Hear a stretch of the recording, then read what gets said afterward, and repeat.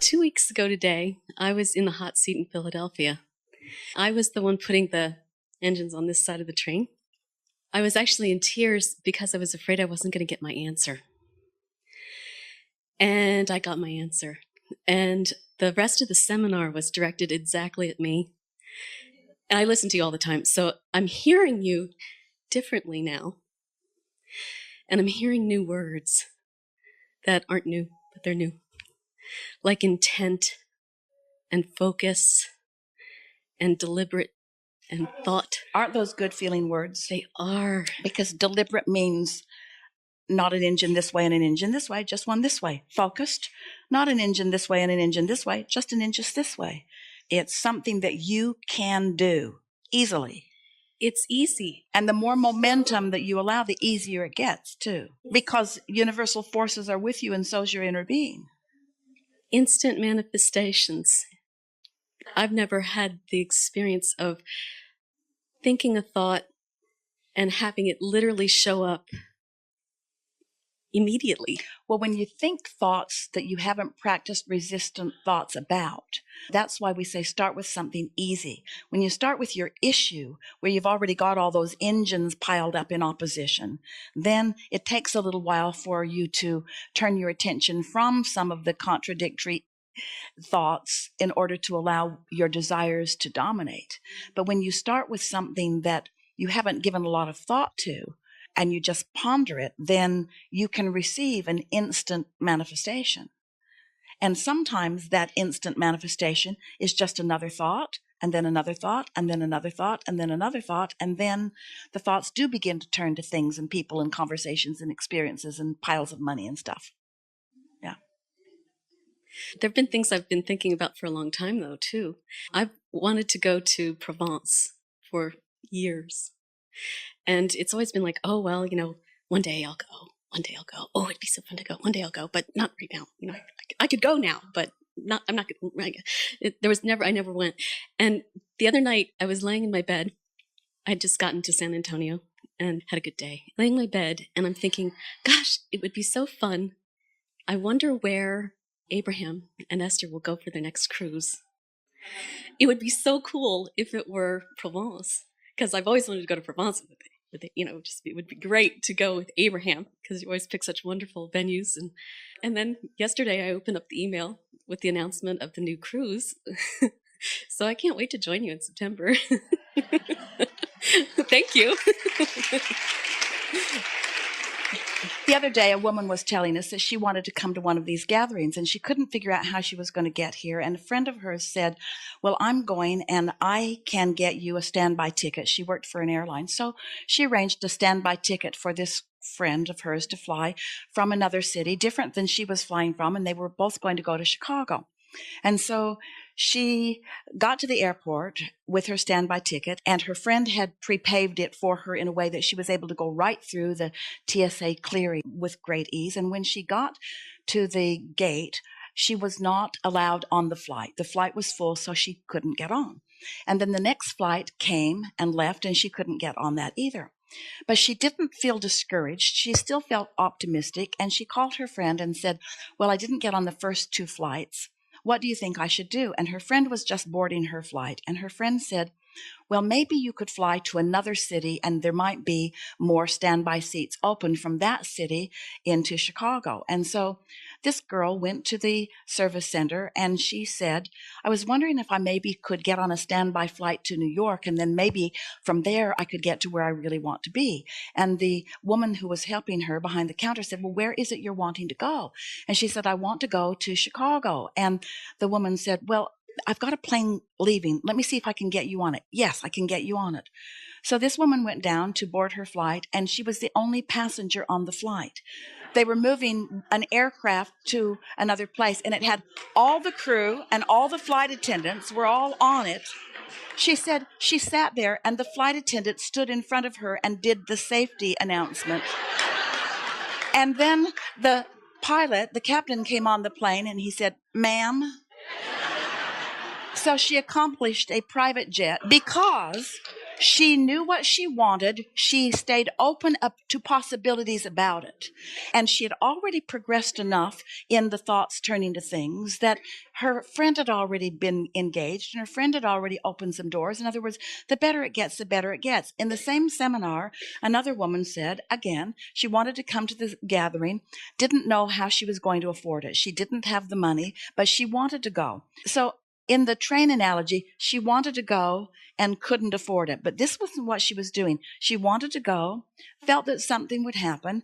It'll probably unfold. It'll be all right. Things are always working out for me. She wasn't doing the contradictory conversation with herself. And then she and another friend, a friend who had introduced her to us, who had talked to her about law of attraction, they're taking a walk a few days before the event. And they're walking in the woods, and this woman looks and she sees something sort of shining under a leaf, and she reaches for it, and it's a great big diamond earring that can't possibly be real because it is very large, but it was. It was a $9,000 diamond that she was able to exchange for $9,000.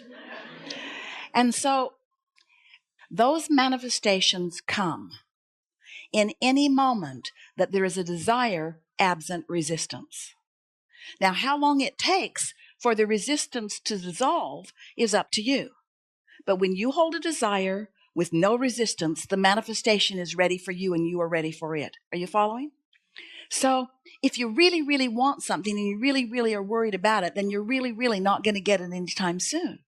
If you sort of want it and you don't have any resistance, it's going to come right now, which leads you to a flawed premise. It makes you think little things are easier and big things are harder. That's not true. It's non-resistance is easy, in fact, sure. While resistance is harder, in fact, probably not going to come as long as you've got the resistance going. So you have to figure out what subjects you have resistance about and what subjects you don't. And if you want to know, then notice how it's manifesting in your experience. And also notice how you feel about those things. The better you feel about more things, the less resistance you have about those things. And the less resistance you have, then the more you're in the receiving mode. And yes, you're going to move to what you want to call instant manifestation, but we don't want to call it instant manifestation because it isn't instant. You were born with a lot of energy. That wasn't instant. It took you 9 months in your mother's stomach to become. That wasn't instant. You were born into an environment where you couldn't talk for a while. That wasn't instant. You sifted and sorted. You put a whole bunch into the vortex. That wasn't instant. But the important thing to know is it's all done now. So you might as well call it instant. You might as well say, I'm ready for everything that I want to come into fruition because it's already all there. It's all gathered and all the cooperative components are there. And all I got to do is chill out. All I got to do is be in a moment where I'm not offering contradictory vibration to what's in my vortex that I want. That's all you got to do. Now, whatever game you play with yourself, whatever you got to do to keep yourself from focusing on what you don't want, that's what you've got to do. We think that it is helpful for you to understand how the laws of the universe work. We think it's helpful to understand law of attraction. We think it's helpful to understand that you get what you think about, whether you want it or not. We think it's helpful to begin noticing the correlation between how you were feeling about that and how it manifested. Not just whether it manifested, whether you allowed it to manifest, but how quickly it manifested. In other words, you can get a handle on this. You can adjust your vibrational frequency on every subject that is important to you. You can, and you can do it quickly. And think about it. If you say, I want $1 million and I want it fast, and the idea of jumping right into some action where that will happen, like a lottery ticket or whatever it is that you might be thinking about that would bring you $1 million instantly. Think about how much resistance you have to that because those things just don't happen commonly. But think about how uncommon it is to find a $9,000 diamond in the bushes too. Think about how unusual it is to be the only one on an airplane going to a city. The universe can accommodate you in extraordinary ways when there is an absence of the stuff going on within you that blocks it. So when we say to you that your inner being knows where you want to be in terms of everything, and knows where you stand in terms of what you're allowing to manifest in relationship to where you want to be, and knows the perfect path of least resistance to call you from where you are to where you want to be. And when you are allowing that calling, that journey on your path of least resistance is the most delicious vacation excursion that you could ever imagine, no matter what it is that you're moving toward. It's that free-flowing, worthy feeling, inspired, secure, capable, flexible, eager, inspired, good feeling, that's what you're going for. Everything that you want, no matter what it is, a material object, a state of being, a pile of money, a relationship, a circumstance, an event, doesn't matter what it is that you want. Every single thing that you want or have ever wanted or anybody has ever wanted or ever will want is because you believe you will feel better in having it. If we can convince you to feel better in the thought of it without the action having of it, if you can take your satisfaction from lining up with what's in the vortex just for a little while, those manifestations will come. And when they begin coming, you know what? You're going to come away from them coming with two important things that you now understand. I can be or do or have anything is one of the things. I can have these things. I can be these things. I can do these things. I can accomplish these manifestations. That's a very big thing that's going to happen to you. You're going to trust in your ability to do whatever it is that you want to do. And soon. That's one thing. But the other thing that you're going to discover is that it was the way to it that was the juice of life. And the good news is, the really good news is, our favorite good news is that there's always another, that you're never going to get it done. You're never going to get it done. You're never going to get it done, and you can't get it wrong. And the reason you can't get it wrong is because you're never going to get it done. And so each of those manifestations that you think you want is just the precursor for the next and the next and the next and the next and the next. In other words, you think you want 4 seasons till you've had snow.